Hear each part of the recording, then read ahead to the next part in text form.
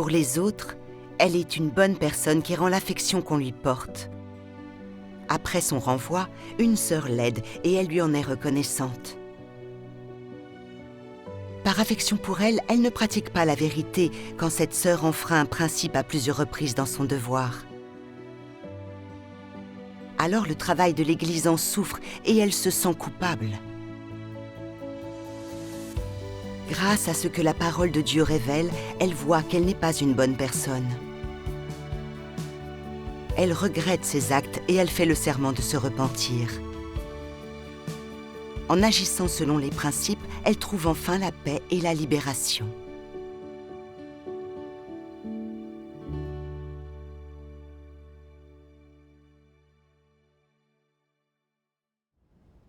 Quand j'étais petite, mes parents et mes professeurs m'ont appris à être une bonne personne et à pratiquer la gratitude. Comme le dit le dicton, il faut rendre les bienfaits au centuple. Depuis mon enfance, j'ai donc suivi ce principe pour m'entendre avec les autres. Surtout quand ils étaient gentils avec moi, je voulais toujours leur rendre leur gentillesse au double. Au fil du temps, j'ai reçu l'approbation de la plupart des gens autour de moi. Et ma famille et mes amis me trouvaient affectueuse, alors ils ont voulu interagir avec moi. Depuis que je crois en Dieu, j'ai fait de même pour m'entendre avec les autres. J'ai cru que cela faisait de moi une bonne personne. Ce n'est qu'à travers la révélation des circonstances et à travers ce que la parole de Dieu révèle que je me suis rendu compte que ces pensées traditionnelles n'étaient pas la vérité. Ce ne sont pas des critères à suivre pour se conduire. Exact. Alors, comment l'as-tu vécu? Parle-nous-en. Oui, s'il te plaît. D'accord. En 2018, j'ai été renvoyée d'un poste de dirigeante car je ne faisais pas de travail pratique. J'étais alors négative et faible. Mais Sœur Lee, qui s'occupait du travail administratif, m'a envoyé des paroles de Dieu pour me soutenir. Et ça m'a vraiment émue. Non seulement Sœur Lee ne me regardait pas de haut, mais elle m'encourageait. Ensuite, Sœur Lee s'est arrangée pour qu'on me confie du travail administratif. Elle m'a aidée et s'est mise à me demander mon avis sur notre devoir. Lee m'estimait tellement. Je me suis sentie reconnaissante envers elle. Plus tard, un dirigeant d'église a enquêté sur des évaluations me concernant. Certains disaient des choses parce qu'ils m'avaient mal comprise. Et Lee, qui était au courant de l'incident, a tout de suite tenu à clarifier les faits. Je lui en ai été encore plus reconnaissante, car je sentais qu'elle avait pris ma défense à un moment déterminant et avait sauvé mon image. Je n'ai jamais pu lui exprimer ma reconnaissance de vive voix, mais je voulais trouver une occasion de la remercier. Peu de temps après, elle a été renvoyée parce qu'elle ne faisait pas de travail pratique, et je suis devenue chef de groupe. Lorsque j'ai examiné le travail de Sœur Lee, j'ai constaté qu'elle était souvent distraite et négligente dans son travail. Je suis allée la voir tout en restant amicale, et je lui ai demandé « Ma sœur, pourquoi tant de négligence ?» Mais elle n'a pas réfléchi sur elle-même. Elle m'a dit « Eh bien, je suis vieille et je n'ai pas une bonne mémoire. » Peu après, la sœur qui travaillait avec moi a constaté que Sœur Lee bâclait ses tâches, et elle l'a rappelée à l'ordre. Mais Sœur Lee n'a pas du tout changé. Faire son devoir ainsi, ça ne peut que nuire au travail. Oui, je m'en étais rendu compte et j'attendais le bon moment pour le lui faire remarquer. Mais par la suite, je m'étais souvenu qu'après mon propre renvoi, j'étais déprimée. Et Sœur Lee avait été là pour m'aider à me relever. Et comme elle venait d'être renvoyée, j'ai cru que si je lui signalais ses problèmes à cet instant, elle risquait de trouver cela très cruel de ma part. Son renvoi devait l'avoir démoralisée. Alors, ses erreurs me semblaient normales. Je me suis dit qu'il fallait que je continue de la soutenir pour lui laisser le temps de changer les choses. Par la suite, quand nous remarquions que le travail de Sœur Lee laissait à désirer, ma partenaire et moi le faisions directement à sa place. Je craignais qu'elle n'oublie des choses, alors je les lui rappelais. J'échangeais souvent avec elle et je prenais de ses nouvelles. A-t-elle réussi à changer son état? L'a-t-elle fait? Hélas, rien n'a changé. Elle a même empiré. Lors de plusieurs discussions de travail, elle a fait des suggestions qui ne suivaient pas les principes et la plupart des frères et sœurs n'approuvaient pas. Mais elle a persisté à dire qu'elle avait raison et a forcé les autres à l'accepter. Ça a rendu les discussions de travail pratiquement impossibles. Elle retardait le travail. As-tu pensé à échanger avec elle pour exposer ses problèmes? Oui, dis-nous. J'ai voulu la rappeler à l'ordre. Mais je me suis ravisée. Parce qu'elle venait d'être renvoyée, je me suis dit qu'elle devait être malheureuse. Si je venais lui exposer ses problèmes à ce moment, ne serait-ce pas comme remuer le couteau dans la plaie? Je l'ai donc laissée faire en espérant qu'elle se rendrait compte de la situation avec le temps. J'ai donc décidé de ne pas la rappeler à l'ordre. Et j'ai juste essayé de faire en sorte qu'elle soit moins impliquée dans les discussions de travail. Mais au lieu de réfléchir sur elle-même, elle m'a attaquée et fait des reproches en disant que je ne l'écoutais pas. Quand j'ai vu qu'elle ne se connaissait absolument pas, j'ai pris le taureau par les cornes et assumé de l'accuser. J'ai dit « Écoute, Surly, tu es arrogante et moralisatrice. Réfléchis sur toi-même. » L'a-t-elle accepté? J'ai vu que son expression se durcissait et elle a baissé le ton. Alors je me suis sentie triste subitement. Je me suis demandé si je n'avais pas été trop dure avec elle. Après toute l'aide qu'elle m'avait apportée par le passé, n'était-il pas cruel de lui parler ainsi? Alors j'ai commencé à m'en vouloir. Ah, enfin, Surly négligeait son devoir et elle était arrogante. Si tu la réprimandais, c'était pour son bien. Bien sûr. C'est vrai. À cette époque, je tenais à préserver notre amitié et je me sentais limitée. Quelques jours plus tard, la superviseuse a remarqué que le travail de Surly était souvent effectué par ma partenaire et moi. Elle nous a demandé comment Surly faisait son devoir. Cette question m'a rendue nerveuse. Si j'étais honnête à propos de l'état de Surly, elle risquait d'être transférée. Je faisais du travail administratif parce qu'elle l'avait arrangé. Elle était toujours très gentille avec moi. Elle m'avait soutenue à un moment crucial. Si elle était renvoyée alors que j'étais chef de groupe, ne risquait-elle pas de me trouver cruelle et ingrate? Pour qu'elle conserve son poste, après avoir décrit son comportement objectivement, j'ai pris la peine d'ajouter « Ses comportements sont dus au mauvais état dans lequel elle se trouve depuis qu'elle a été renvoyée. Mais elle essaie de s'améliorer. » Plus tard, afin d'éviter qu'elle ne soit renvoyée, j'ai essayé de l'aider à améliorer son état au cours de plusieurs réunions. Mais elle a continué à faire dans l'à peu près, et les problèmes se sont multipliés dans son devoir. Il y a même eu une fois où elle a acheté plein de choses inutiles sans nous consulter ou nous en informer. Et à un prix plus élevé qu'à l'accoutumée. Elle était vraiment trop arbitraire. C'est vrai. J'étais vraiment en colère contre elle et j'ai voulu la traiter. Mais en raison de notre relation passée, j'ai préféré garder mon calme. Je lui ai dit « Ne recommence pas et sois plus prudente dans ton devoir. » Elle m'a donné sa parole et nous en sommes restés là. Durant cette période, les frères et sœurs n'ont pas cessé de me rapporter des problèmes dans son travail. Je voulais la réprimander et la traiter. Mais face à elle, je n'osais rien dire. Les mots me sont venus, mais je les ai ravalés. C'était irresponsable de ta part de te soucier de ses sentiments plus que du travail de l'Église. Exactement. Plus tard, la superviseuse est revenue pour vérifier le travail de Surly. Elle l'a évalué avec les autres en se basant sur les principes. Elle a conclu que Surly n'était plus apte au travail administratif et m'a demandé de la renvoyer. Bien. Mais Surly venait juste d'être démise de sa position de responsable. Si elle était démise de ses fonctions actuelles, comment allait-elle accuser le coup? Est-ce qu'elle le supporterait? À cet instant, toutes les images d'elle m'aidant dans le passé ont défilé dans mon esprit. À cette époque, quand j'envisageais de l'affronter, ça me rendait très malheureuse. Ça me tourmentait tellement que je n'en dormais plus. Je me sentais très mal, autant que lorsque j'avais moi-même été renvoyée. Je ne pouvais pas m'empêcher de penser, elle s'est montrée tellement gentille avec moi, mais à présent, je suis chargée de la renvoyer et d'exposer son comportement. N'y a-t-il pas un risque qu'elle me trouve ingrate et qu'elle m'en veuille? Pour éviter de m'en vouloir à moi-même, je voulais demander à la superviseuse d'échanger avec Lee, me cacher derrière elle sans dire grand-chose, ou trouver une excuse pour ne pas y aller du tout. Tu avais envie de fuir. Effectivement. Mais je savais dans mon cœur que de telles motivations étaient vraiment méprisables. Je me suis sentie piégée par ce dilemme. Dans ma souffrance, j'ai prié Dieu. Oh Dieu, je sais que renvoyer Surly est la bonne décision. Alors pourquoi est-ce si difficile pour moi? Dieu, pourquoi est-ce que je réagis ainsi? Je t'en prie, aide-moi à mieux me comprendre. Après avoir prié, je me suis demandé pourquoi je me montrais si indécise quant au renvoi de Surly.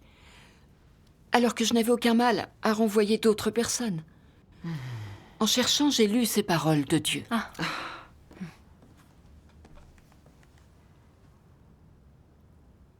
Certains individus sont extrêmement sentimentaux. Dans leurs paroles et leur manière de se comporter envers autrui, ils vivent selon leurs émotions. Ils ressentent de l'affection pour certains et se sentent obligés de leur rendre leur faveur. Dans tout ce qu'ils font, ils vivent selon leurs émotions. On pourrait dire que les émotions sont le défaut fatal de cette personne. Tout ce qu'elle fait est régi par ses émotions. Elle est incapable de pratiquer la vérité et d'agir selon les principes, et elle est fréquemment susceptible de se rebeller contre Dieu.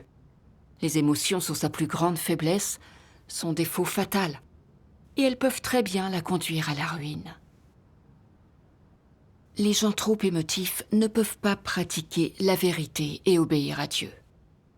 Ils se soucient trop des désirs charnels, et ils sont insensés et confus. Les gens comme ça sont particulièrement sentimentaux par nature. Ils vivent selon leurs émotions. Qu'est-ce qui caractérise les émotions? Certainement rien de positif. C'est une focalisation sur les relations physiques et sur la satisfaction des prédilections de la chair. Faire preuve de favoritisme, trouver des excuses aux autres, radoter, choyer et gâter, tout cela relève des émotions. Les émotions sont importantes pour certains. Ils réagissent à tout ce qui leur arrive en fonction de leurs émotions. Ils savent qu'ils ont tort, et pourtant ils sont incapables d'objectivité, et encore moins capables d'agir selon les principes. Quand on est dominé par ses émotions, est-on capable de pratiquer la vérité? C'est extrêmement difficile. Ce sont les émotions qui rendent beaucoup de gens incapables de pratiquer la vérité. Ils considèrent les émotions comme étant importantes. Elles passent au premier plan. Ces gens ont-ils de l'amour pour la vérité? Pas du tout. Que sont les émotions en substance? Elles sont une sorte de tempérament corrompu. On peut caractériser les manifestations des émotions par différents termes: favoritisme, surprotection, préservation des relations physiques, partialité. Voilà ce que sont les émotions. Amen. Amen. Après avoir lu ces paroles de Dieu, j'ai compris. Le renvoi de Sœur Lee m'a causé tant de soucis et d'embarras à cause de mon affection pour elle. J'étais contrainte par mes émotions. C'est vrai. J'avais cru que parce que Sœur Lee m'avait aidée et qu'elle s'était montrée gentille avec moi, je devais lui en être reconnaissante. Oui. Quand j'avais vu qu'elle était négligente dans son devoir, qu'elle retardait le travail et qu'elle refusait de s'améliorer, j'avais clairement su que je devais l'émonder et la traiter. Mais j'avais eu peur qu'elle le prenne mal et m'en veuille. Alors je m'étais contentée de lui en parler gentiment sans agir. Elle avait des opinions incorrectes, mais elle insistait pour qu'on l'écoute et lui obéisse, ce qui avait plusieurs fois paralysé les discussions de travail, causant une sérieuse perturbation. Pendant tout ce temps, je n'ai pas pu me résoudre à l'exposer. Quand la superviseuse m'avait posé des questions sur Sœur Lee, j'avais eu peur qu'elle soit renvoyée. Alors j'avais menti et dit qu'elle essayait de changer. J'espérais embrouiller la superviseuse et l'empêcher de juger correctement. Quand j'avais vu que Sœur Lee faisait mal son devoir et gaspillait les offrandes, je ne l'avais pas réprimandée. Je l'avais aveuglément protégée. Et là, je devais la renvoyer et exposer son comportement, mais je voulais que la superviseuse le fasse. Mes émotions étaient trop fortes et je n'avais aucun témoignage de la pratique de la vérité. Pour protéger Sœur Lee et éviter qu'elle m'en veuille et me traite d'ingrate, j'avais continué à la protéger et à la gâter sans me soucier du travail de l'Église. J'avais vécu par mes émotions, pris soin de sa chair et protégé ma relation personnelle. Je m'étais dit que la protéger de cette manière, c'était l'aider par amour. Mais en réalité, je m'étais livrée à une philosophie mondaine. Je voulais que Sœur Lee m'approuve, même au détriment du travail de l'Église. Tout ce que j'avais fait, c'était pour moi. J'avais été si malfaisante et méprisable. J'ai eu de profonds remords. J'ai agi sous le coup de l'émotion, ce qui avait nui au travail de l'Église et amené Dieu à me détester. Si je continuais à agir selon mes émotions et à ne pas pratiquer la vérité, j'allais être bannie. Oui. Agir à partir de ses émotions est vraiment nuisible. Cela nous empêche de pratiquer la vérité. C'est vrai. C'est vrai. Quand nous vivons selon nos émotions, il n'y a pas de principe dans ce que nous disons et faisons. Alors il est facile de faire des choses qui offensent Dieu. En effet, c'est le cas. Après cela, je me suis demandé pourquoi ai-je fait tant de choses par émotion qui allaient à l'encontre des principes de la vérité. Oui. Dans ma recherche, j'ai lu ce passage de la parole de Dieu. La motivation fait clairement partie de l'état des gens. C'est ce qu'il y a de plus courant chez eux. Les gens ont leurs propres pensées et motivations concernant la plupart des sujets. Quand de telles pensées et motivations surviennent, les gens pensent qu'elles sont légitimes. Mais la plupart du temps, elles visent leur propre bien et servent leur propre orgueil et leurs intérêts. Ou sinon, elles leur permettent de dissimuler quelque chose ou bien encore de se satisfaire d'une manière ou d'une autre. Et dans ces cas-là, tu dois examiner comment ta motivation a émergé, ce qui l'a déclenché. Par exemple, la Maison de Dieu te demande de faire un travail de purification de l'Église. Et il y a un individu qui est constamment négligent dans son devoir et qui cherche en permanence à se relâcher. Selon les principes, cet individu devrait être renvoyé. Mais tu as de bonnes relations avec lui. Par conséquent, quelles pensées et motivations vont émerger en toi? Agir selon mes propres préférences. Qu'est-ce qui engendre ces préférences? Cet individu a été bon avec toi ou a fait certaines choses pour toi. Par conséquent, il te fait bonne impression. Et donc, à ce moment-là, tu te sens redevable et tu veux le protéger, alors tu ignores ses fautes. Cela n'est-il pas dû aux émotions? Cet individu t'émeut et tu considères que les autorités ont leur politique, les localités leurs contre-mesures. Tu tiens un double langage. D'un côté, tu dis à cet individu: tu dois fournir un peu plus d'efforts quand tu fais les choses. Arrête d'être négligent et superficiel, tu dois endurer quelques épreuves. C'est notre devoir. D'un autre côté, tu réponds au supérieur en disant: cet individu s'est amélioré, il est plus efficace maintenant quand il accomplit son devoir. Mais voilà ce que tu penses réellement. C'est parce que j'ai travaillé sur cet individu. Sans cela, il serait toujours comme avant. Intérieurement, tu te dis: il a été gentil avec moi, il ne peut pas être exclu. Quel état est-ce là quand il y a des choses semblables dans ton cœur? Renoncer au principe de vérité et défendre les relations affectives personnelles cause du tort au travail de la Maison de Dieu. Es-tu obéissant en faisant cela? Non. Il n'y a pas d'obéissance, mais de la résistance dans ton cœur. Quand tu as tes propres idées et que tu formules des jugements subjectifs par rapport à ce qui t'arrive et au travail que tu es censé faire, des facteurs émotionnels s'y mêlent. Tu agis en fonction de tes émotions, et pourtant tu continues de croire que tu restes impartial, que tu donnes aux gens l'opportunité de se repentir et que tu leur apportes du soutien. Par conséquent, tu agis comme bon te semble, tu n'agis pas en accord avec les paroles de Dieu. Faire son travail ainsi, c'est dévaloriser ce travail. Cela réduit l'efficacité du travail. Et cela nuit vraiment au travail de l'Église. Voilà ce qu'il advient quand on agit suivant ses émotions. Si tu ne réfléchis pas à ces choses-là, seras-tu capable d'identifier ce problème? Jamais. Tu sauras peut-être que ce n'est pas bien d'agir ainsi, que c'est un manque d'obéissance. Mais après réflexion, tu te diras: je dois aider ces gens avec amour. Et après ça, ils progresseront et n'auront pas à être exclus. Dieu ne donne-t-il pas aux gens l'opportunité de se repentir? Dieu aime les gens. Par conséquent, je dois les aider avec amour. Et je dois agir comme Dieu me le demande. Après t'être dit cela, tu continueras à agir à ta guise. Ensuite, tu auras le cœur léger. Tu auras l'impression de mettre en pratique la vérité. Au cours de ce processus, as-tu pratiqué selon la vérité ou as-tu agi selon tes propres préférences et motivations?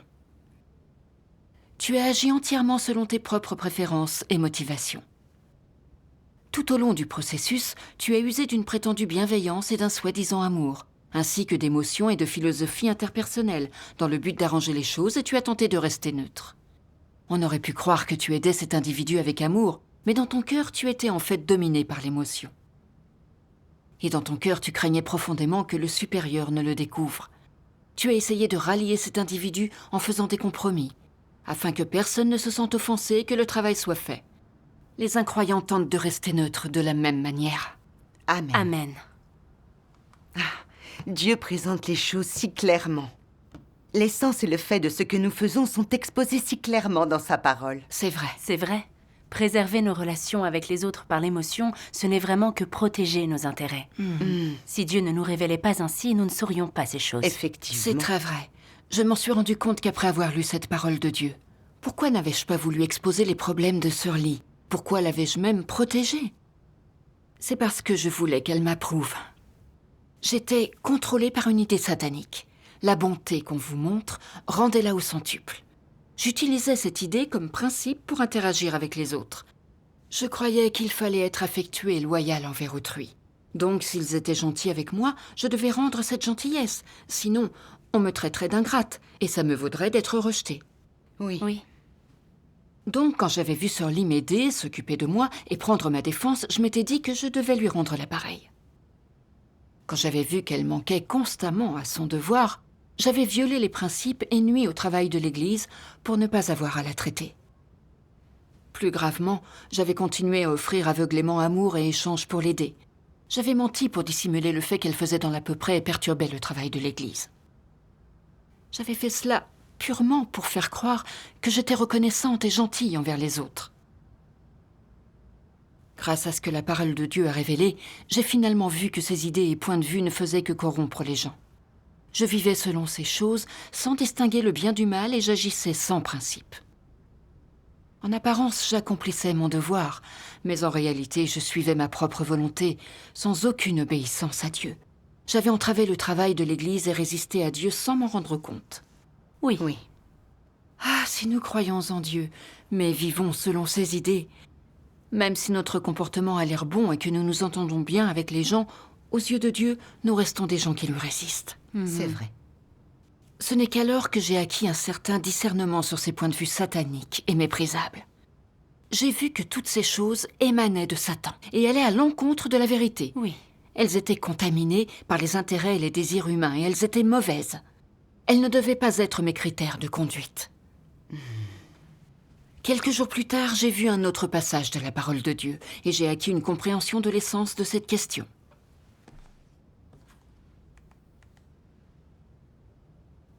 Ce à quoi tu es fidèle n'est pas la parole de Dieu, ce n'est pas la commission de Dieu pour toi, et ce n'est pas Dieu.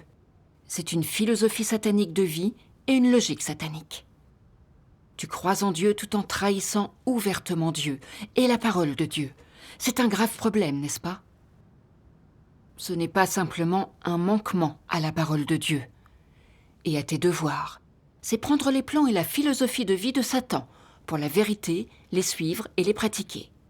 Tu obéis à Satan et tu vis selon une philosophie satanique, n'est-ce pas? Que tu le fasses, cela signifie que tu n'obéis pas à Dieu. Encore moins respectes-tu les paroles de Dieu. Tu es une crapule. Laisser ainsi de côté les paroles de Dieu, adhérer à une formule satanique comme si elle était vérité, c'est trahir la vérité et trahir Dieu. Tu travailles dans la maison de Dieu, mais tu agis en te basant sur la logique de Satan et la philosophie satanique de la vie. Quel genre de personne es-tu? Une personne qui se rebelle contre Dieu et qui lui fait gravement honte. Quelle est l'essence de cet acte? C'est ouvertement condamner Dieu et nier la vérité. N'est-ce pas là l'essence de la chose? En plus de ne pas suivre la volonté de Dieu, tu laisses les faussetés de Satan et les philosophies sataniques de vie se répandre dans l'Église. En faisant cela, tu deviens le complice de Satan et tu favorises les actions de Satan dans l'Église. L'essence de ce problème est grave, n'est-ce pas? Amen. Amen. Ces paroles de Dieu m'ont transpercé le cœur. Surtout quand il disait « Tu es une crapule, tu trahis la vérité, quelqu'un qui fait honte à Dieu et le complice de Satan. » Ces mots se sont enfoncés dans mon cœur comme des lames acérées. Je vivais selon des idées issues de la culture traditionnelle. Aux yeux de Dieu, il ne s'agissait pas juste d'une émotion qui empêchait momentanément de pratiquer la vérité. C'était manquer de loyauté envers Dieu et mon devoir. C'était nier la vérité, c'était faire honte à Dieu. Et c'était très grave. Oui. En le comprenant, je me suis sentie très angoissée. J'ignorais que faire un devoir sur la base de pensées sataniques était un problème grave. Il m'a fallu beaucoup de temps pour me calmer. Plus tard, j'ai lu ces 2 passages des paroles de Dieu. Regardons la vidéo ensemble. Formidable.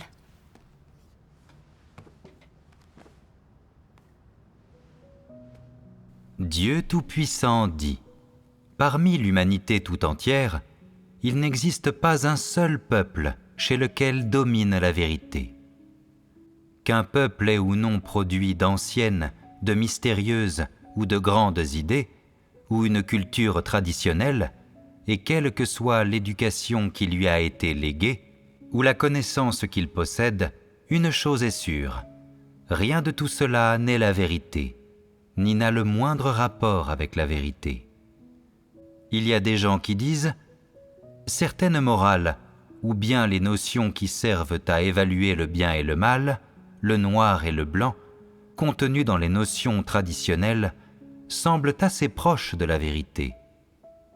Quelle que soit leur proximité avec la vérité, elles ne sont pas la vérité et ne peuvent pas devenir la vérité. Cela ne fait aucun doute. Elles s'en rapprochent seulement par leur formulation et leur expression humaine, mais en réalité, ces notions traditionnelles sont incompatibles avec les vérités des paroles de Dieu. Même si le sens littéral de ces paroles peut présenter une certaine proximité avec la vérité, elles ne partagent pas la même source. Les paroles de Dieu viennent du Créateur, tandis que les mots, les idées et les points de vue de la culture traditionnelle viennent de Satan et des démons. Certains disent « Les idées, les points de vue et les célèbres adages de la culture traditionnelle sont universellement reconnus comme étant positifs, même si ce sont des mensonges et des idées fausses, peuvent-ils devenir la vérité si les gens les perpétuent depuis des centaines ou des milliers d'années? En aucun cas. Un tel point de vue est aussi ridicule que de dire que l'homme descend du singe. La culture traditionnelle ne deviendra jamais la vérité. La culture, c'est la culture, et peu importe son degré de noblesse, elle reste seulement quelque chose de relativement positif produit par l'humanité corrompue. Mais être positif ne veut pas dire être la vérité. Être positif ne fait pas de la culture un critère. La culture est simplement relativement positive et rien de plus. Donc, voyons-nous clairement à présent si, dans le cadre de cette positivité, son impact sur l'humanité est bon ou mauvais? Sans aucun doute, son impact est mauvais et négatif sur l'humanité. Quel est l'effet ultime quand l'humanité est infectée, imprégnée, paralysée et influencée par cette culture traditionnelle? L'humanité est corrompue, dupée et entravée par celle-ci. Les gens élaborent une certaine doctrine ou spiritualité, puis ils la déploient et la propagent. Ils la diffusent partout pour approbation, et elle finit par conquérir les cœurs, et tous approuvent cette spiritualité ou idée, et tous sont corrompus par ce type de pensée. Après avoir été corrompus jusqu'à un certain degré, les gens ne parviennent plus à différencier le bien du mal. Ils ne souhaitent plus essayer de faire la distinction entre ce qui est juste et ce qui est diabolique, ni essayer de distinguer le positif du négatif. Et il arrive un jour où ils ne peuvent même plus dire s'ils sont humains ou non. Beaucoup de pervers ne savent même pas s'ils sont des hommes ou des femmes. Quelle est la distance qui sépare une telle humanité de la destruction? L'humanité tout entière a été dupée et corrompue par les idées et la prétendue spiritualité de Satan. Et quelle est l'ampleur de cette duperie et de cette corruption? Les gens acceptent les paroles de Satan comme étant la vérité. Ils vénèrent et suivent Satan, et ils ne comprennent pas les paroles de Dieu et les paroles du Créateur. Peu importe ce que dit le Créateur, combien de paroles il prononce, ou dans quelle mesure ce qu'il formule est intelligible et concret, les gens ne le comprennent pas. Ce qu'ils entendent leur paraît incompréhensible. Ils sont insensibles et lents d'esprit. Leurs pensées et leurs cerveaux sont embrouillés. Pourquoi? Parce qu'ils ont été précipités dans le chaos par Satan. Satan a complètement corrompu ces gens. Amen. Amen. Satan utilise cette culture traditionnelle pour corrompre les gens. Ces choses sont comme un poison. Elles nous rendent incapables de distinguer le bien du mal. C'est vrai. Oui. Je savais que des idées comme « chacun pour soi, Dieu pour tous » et autres philosophies mondaines sataniques étaient contraires à la vérité. Ce n'étaient pas des choses que l'humanité normale devait posséder. Mais quant aux choses issues de la culture traditionnelle, qui semblaient être en accord avec la conscience et la moralité, comme rembourser les dettes de gratitude, et la bonté qu'on vous montre, rendez-la au centuple. Et autres morales traditionnelles à consonance civilisée et noble, je ne parvenais pas à les discerner. Je pensais ces choses transmises à travers les âges, et que les bonnes personnes devaient suivre ces concepts. Je ne faisais pas preuve de discernement face à ces pensées traditionnelles, et je les considérais comme des choses positives à pratiquer.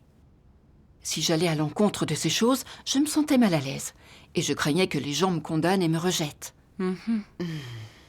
Désormais, grâce à ce que la parole de Dieu a révélé, j'ai finalement vu que sous le contrôle de ses idées et points de vue, les gens ne pensaient qu'aux émotions, pas aux principes, et ne pouvaient pas discerner le bien et le mal. Tant que les autres étaient gentils avec moi, même s'il s'agissait de personnes mauvaises, et même si les aidés revenaient à faire le mal, je devais rembourser ma dette et les aider. Je semblais consciencieuse, mais en réalité, j'étais désorientée et stupide, et j'avais mes propres motivations et intentions. J'agissais pour préserver l'image qu'on avait de moi et ma réputation, uniquement dans mon propre intérêt. J'étais vraiment égoïste et hypocrite. En fait, je n'étais pas une bonne personne. C'est vrai. Si je m'accrochais à ces philosophies sataniques, cela ne pouvait que me rendre de plus en plus rusée, fourbe, égoïste et mauvaise.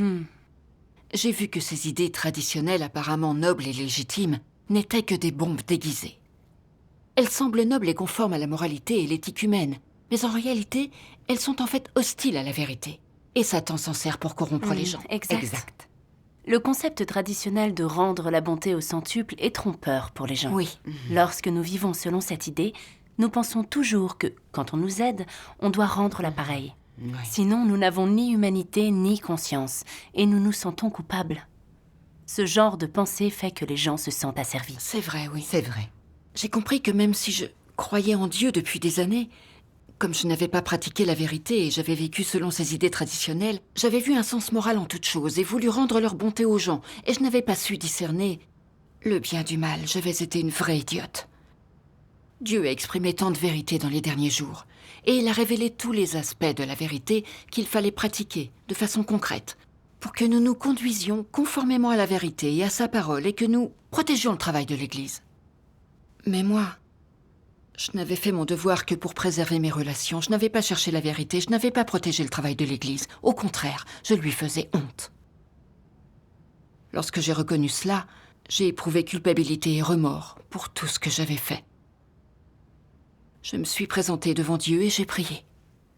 J'ai dit « Dieu, je vis selon des poisons sataniques. J'ai fait des choses qui vont à l'encontre de la vérité et qui te résistent. Dieu, je veux me repentir et agir selon les principes de la vérité. » Amen.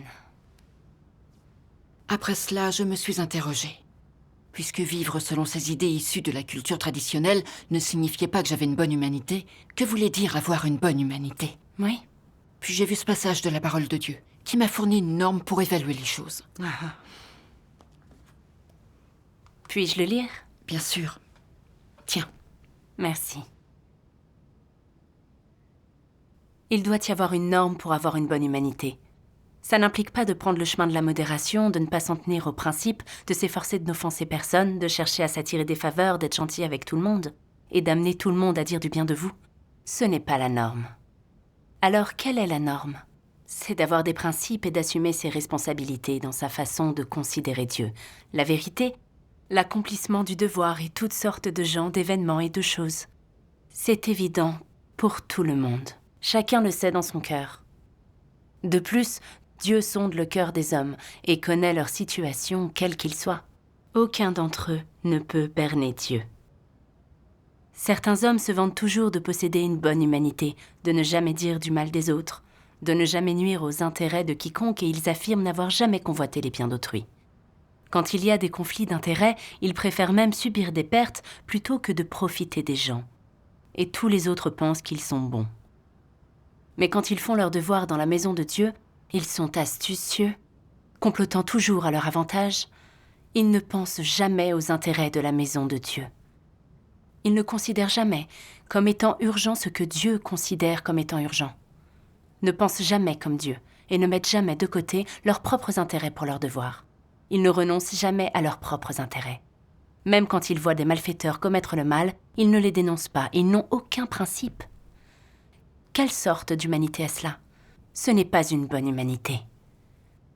N'accordez aucune attention à ce que dit une telle personne. Vous devez voir ce qu'elle vit, ce qu'elle révèle, et quelle est son attitude quand elle accomplit ses devoirs, et aussi ce qu'est son état intérieur et ce qu'elle aime. Si son amour de sa gloire et de sa fortune l'emporte sur sa fidélité envers Dieu, s'il l'emporte sur les intérêts de la maison de Dieu, ou s'il l'emporte sur la considération qu'elle montre pour Dieu, alors une telle personne possède-t-elle une humanité? Ce n'est pas là une personne avec de l'humanité. Amen. Amen. Amen. Après avoir lu cette parole, j'ai compris qu'une personne de bonne humanité ne prenait pas le chemin de la modération pour que personne ne soit offensé. Au contraire, une telle personne aime la vérité et les choses positives. Elle est responsable, défend les principes de la vérité et protège le travail de l'Église. De telles personnes sont authentiquement bonnes. Exactement. Si vous ne faites que protéger vos relations avec les gens, votre gloire et votre statut, et que vous essayez seulement de bien vous entendre avec les autres, vous n'êtes pas loyal envers Dieu dans votre devoir. Et si vous préservez vos relations avec les gens, au détriment du travail de l'Église, alors vous êtes égoïste et méprisable. Même si votre comportement est moralement acceptable en apparence, il trompe les gens et il est hostile à la vérité. Exactement.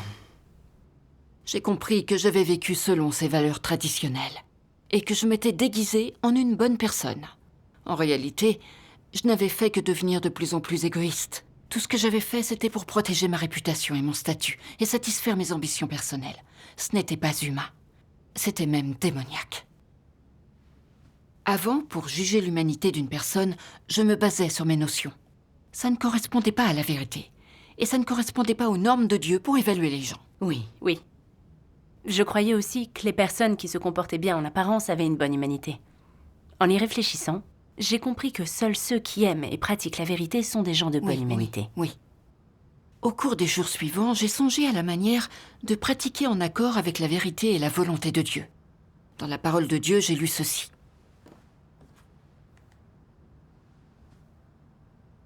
Si tu ne te concentres pas sur tes relations avec les autres, mais que tu maintiens une relation normale avec Dieu, si tu es prêt à donner ton cœur à Dieu et à apprendre à lui obéir, tes relations avec les autres deviendront normales. De cette manière, ces relations ne sont pas fondées sur la chair, mais sur l'amour de Dieu, presque sans interaction charnelle. Par l'esprit, il y a de l'échange, de l'amour et du réconfort mutuel. Tout cela est fait sur la base d'un cœur qui satisfait Dieu. Ces relations ne sont pas maintenues en comptant sur une philosophie de la vie, mais elles se forment très naturellement en portant un fardeau pour Dieu. Cela ne requiert pas un effort humain. Il te suffit de pratiquer selon les principes de la parole de Dieu. Une relation normale entre les gens est établie sur la base du don de leur cœur à Dieu, et non grâce à un effort humain. Si Dieu n'est pas dans le cœur des gens, les relations interpersonnelles ne sont que des relations de la chair. Elles ne sont pas normales, elles sont plutôt un abandon à la luxure. Ce sont des relations que Dieu déteste. Amen. Amen. Dieu nous demande de traiter les gens selon la vérité, d'interagir avec nos frères et sœurs sur la base de l'amour de Dieu. Il veut que nous nous soutenions et que nous nous aidions dans la vérité, et non que nous nous engagions dans les philosophies mondaines. Oui.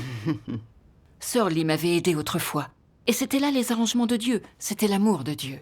J'aurais dû le recevoir de Dieu. Oui. Oui, mais j'avais attribué cela à une personne et lui avais montré ma gratitude en toute chose. J'ai vu que ma relation avec Sœur Lee était basée sur la chair, que ce que j'avais fait n'était pas dû en accord avec la volonté de Dieu, et je n'avais eu aucun principe. C'est vrai.